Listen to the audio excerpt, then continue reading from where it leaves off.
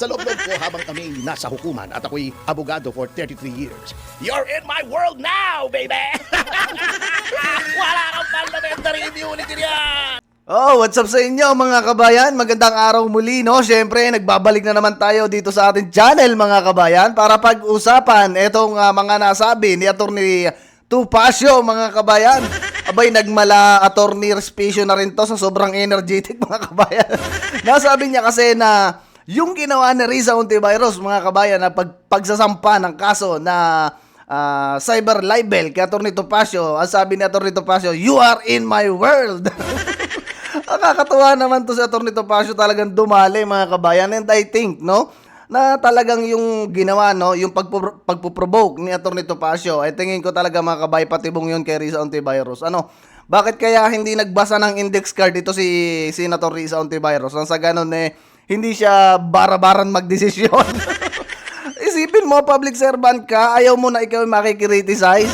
Diba? Dapat sa lahat ng senador mga kabayan, aray si Risa Hontiveros ang balat sibuyas. Si PRRD nga, no, base doon sa napanood natin mga kabayan kay Atty. Topacio, si PRRD, sari-sari na ang attack sa kanya ng mga kasinungalingan, na kesyo ano-ano. Ni isa mga kabayan, walang sinampahan yan na cyber libel. At yung ibang politiko din mga kabayan, wala pang gano'n. Sinabi ni Abante nga, yung mga nandiyan congressman, nakita nyo, na kahit na sila ay grabe din na atakihin at komentuhan ng hindi magaganda, ni isa sa kanila, wala nag-file ng cyber libel mga kabayan. Maliban dito kay Senator Risa Hontiveros. At pangalawa, no, ayos to mga kabayan, napakalaking sampal to, no, sa mga prosecutor ng ating Vice Presidente dyan sa impeachment na yan. Kasi napakaganda ng binigay na ratings, no, ng COA. Patungkol din yan sa paggaasta ng Office of the Vice President.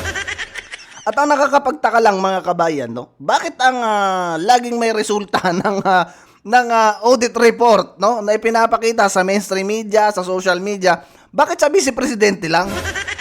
Kamusta naman yung ibang mga ahensya ng gobyerno na mayroon din confidential funds mga kabayan? Yan yung isa ding malaking tanong, especially kay Bungit mga kabayan, kasi napakalaki ng confidential funds yan.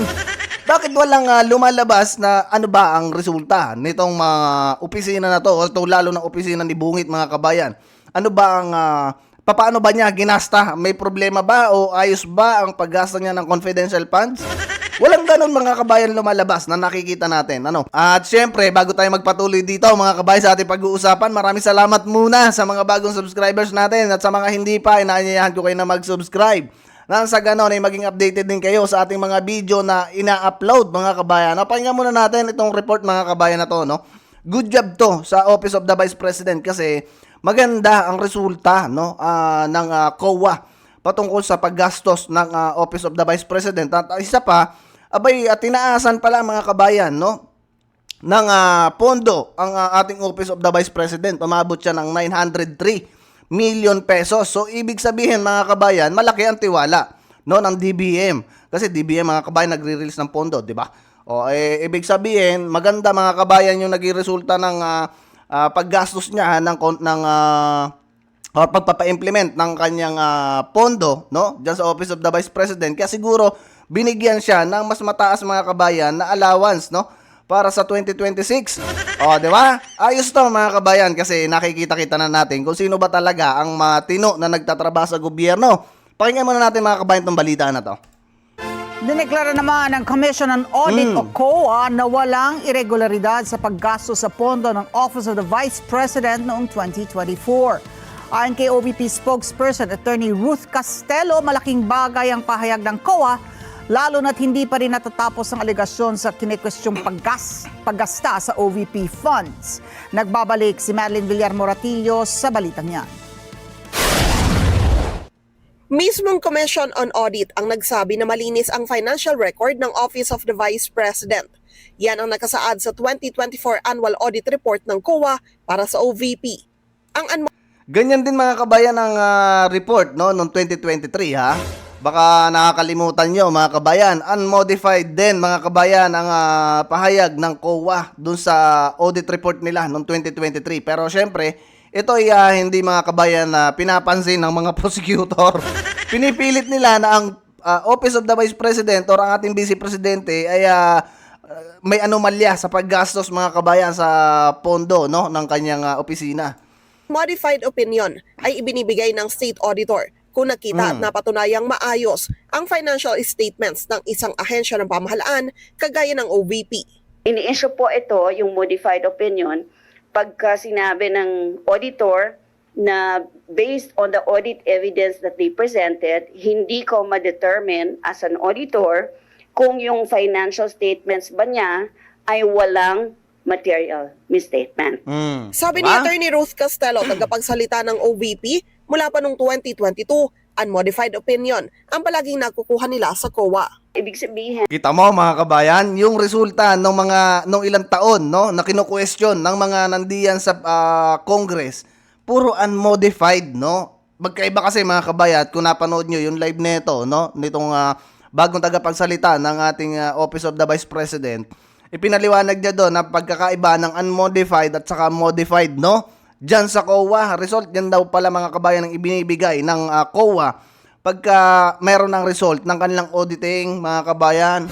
So ibig sabihin, no, yung ginawang investigasyon no ng mga nandiyan talaga sa Congress patungkol sa paggastos ng ating Vice Presidente sa mga budget, talagang persecution mga kabayan.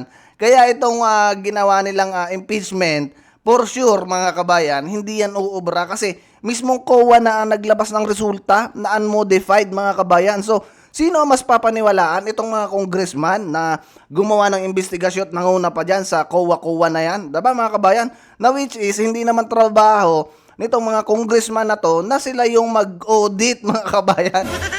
Kita ninyo? Diba? So, ibig sabihin, maliwanag dito na ang ating Vice Presidente ay talagang gumastos ng tama at naaayon sa batas or dito sa kumbaga panuntunan ng paggastos ng budget ng Office of the Vice President.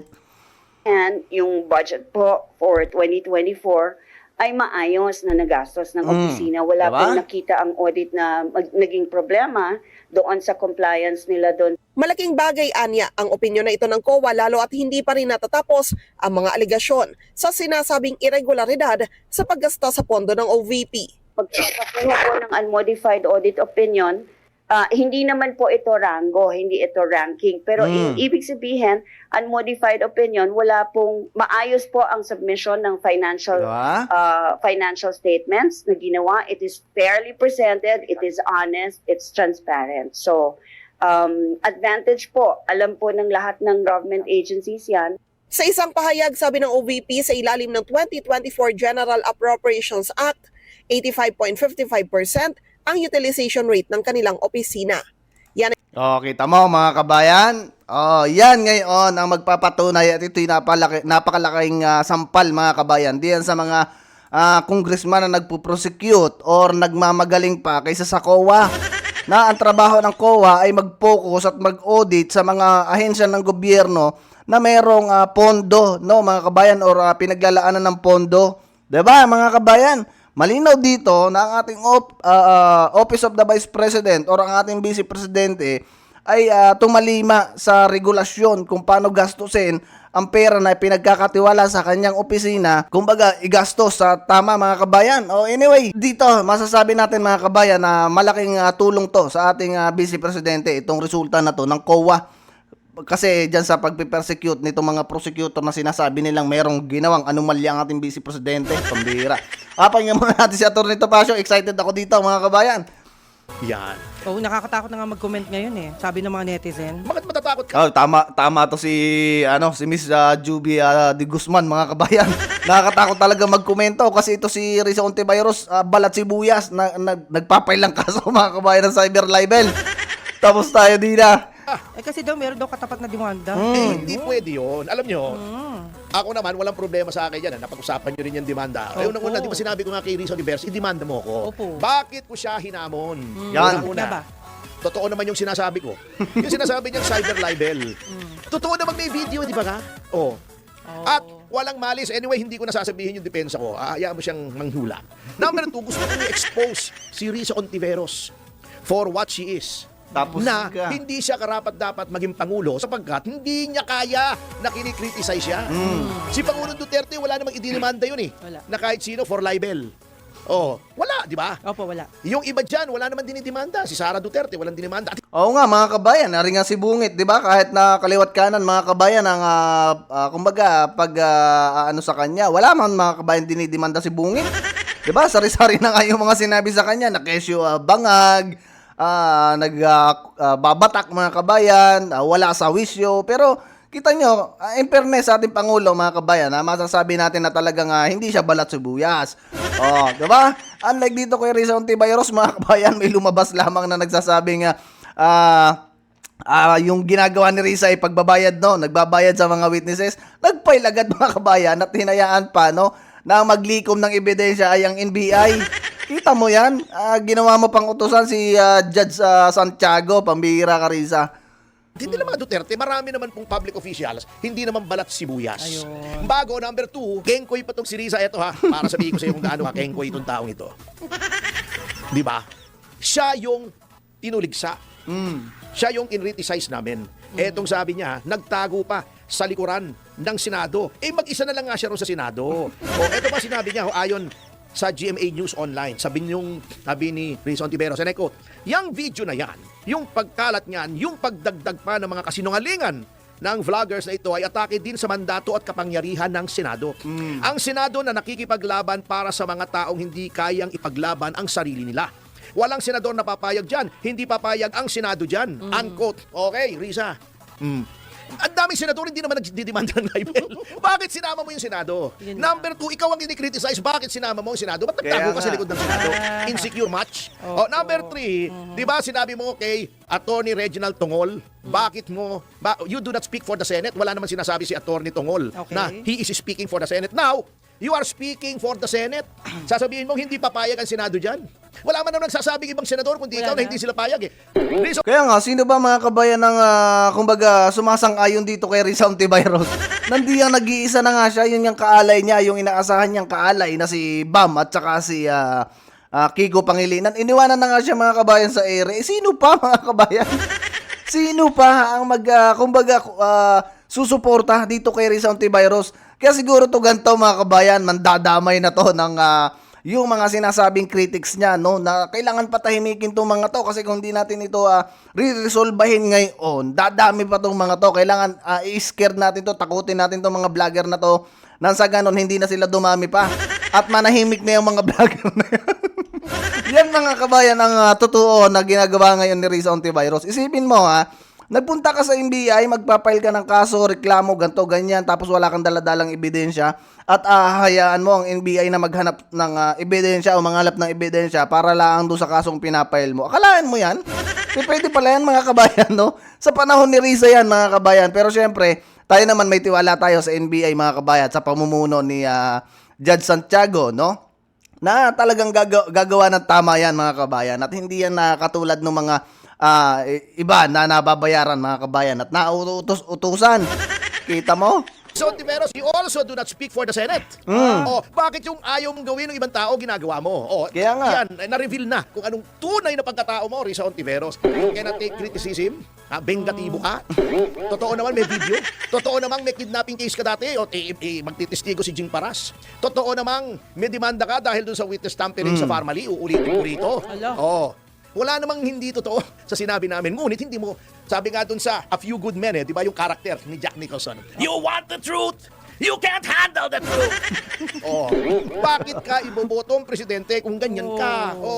At importante po na tinatalakay yung karakter mo because you are a public figure. Tama. Importante dahil gusto mong magpangulo, dapat talagang suriin ang pagkatao mo bilang pangulo. That is why there's freedom of speech. Ayun. At saka mga kabayan, no, ito sa mga kababayan natin na takot, mga kabayan, na mag-speak, no, at i-criticize itong mga politiko, mga kabayan, iyan ikapangyarihan natin, no. Kasi yung mga yan, trabahante natin mga kabayan yung mga yan. Trabahante ng mga Pilipino yan. Kita niya pagka yung mga yan nangangampanya kung ano-ano pinangangako. Sa mga Pilipino, maiboto lang natin. Tapos kabira-bira mga kabayan, pagka nakaupo na, ay talagang nakakalimutan na yung pangako.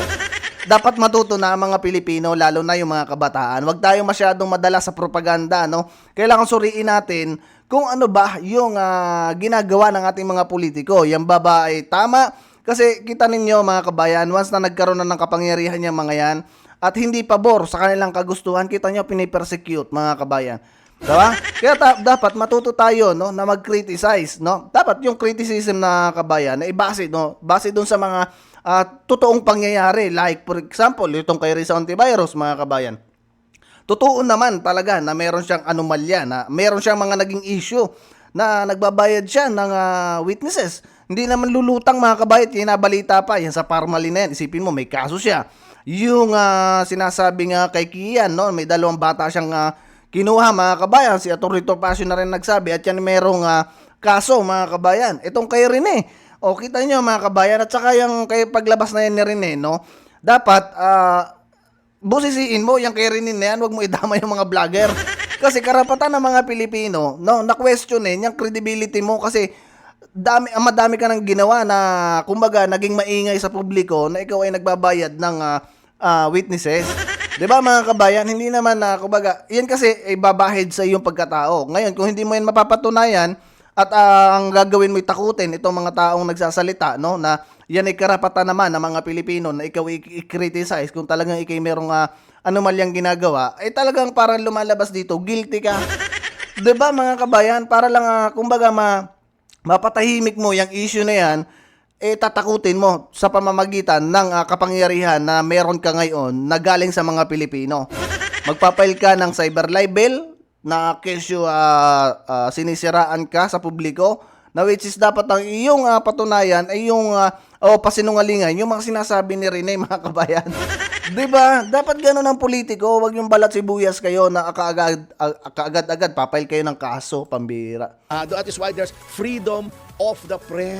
Yan. Doon nagkamali yung advisor na. Ang pinakamagandang mangyayari dito, Wala she will kasing have to index. testify. Maghaharap kami sa hukuman. Wala sa Senado. Walang contempt. Oo. At kung ayaw niya mag-testify, tatawagin ko siya as hostile witness. At sa loob ko habang kami nasa hukuman at ako'y abogado for 33 years. You're in my world now, baby! Wala kang parliamentary immunity riyan! Nasa hukuman ka, baby! Attorney, parang nakamana ka kay Attorney Espicio. Mundo yan, baby! 33 taon ako nasa hukuman, baby! Hindi mo ako pwedeng pakontam dyan, baby! Mga kaibigan, masaya lang po si Attorney. Yan, dahil maaga siyang Naku, dumating. siya ay pumasok.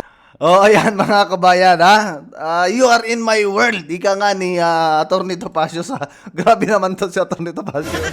Nahawa na kay Atty. Respicio ng energy. Tama yung kanina nasabi natin mga kabayan at ganon ditong nasabi ni Miss Joby. Totoo yan mga kabayan, no?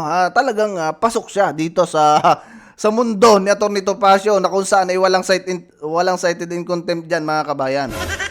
Maglalabanan kayo, pagalingan kayo ng abogado, isa tagalan nitong abogado mga kabayan ni Atty. Topacio. I think, no, na talagang proven mga kabayan, na talagang ito ay may capability na tapatan itong mga akusasyon na to ni Risa Hontiveros. Ngayon, pabulaanan mo ngayon, Risa Hontiveros, Senator Risa, yung mga sinasabi ni Atty. Topacio, no, na kung saan ikaw ay nagbabayad ng mga witnesses, mga kabayan. So anyway, hanggang dito na lang muna mga kabayan ang ating video, syempre. At ingat kayo palagi mga kabayan, abangan natin kung anong mangyayari dito kay Risa Hontiveros mga kabayan, kung sakaling magsimula na ang trial patungkol sa labanan ng mga vlogger at saka nito ni Atty. Topacio. Ingat kayo mga kabayan, see you sa susunod na video. Adios muna mga kabayan. Siyempre, huwag niyo makalimutan mag-like, mag-share, mag-comment na rin kayo sa comment section mga kabayan. At maraming salamat sa inyong pagsuporta dito sa ating channel. See you sa susunod mga kabayan. Ingat kayo. Adios muna mga kabayan.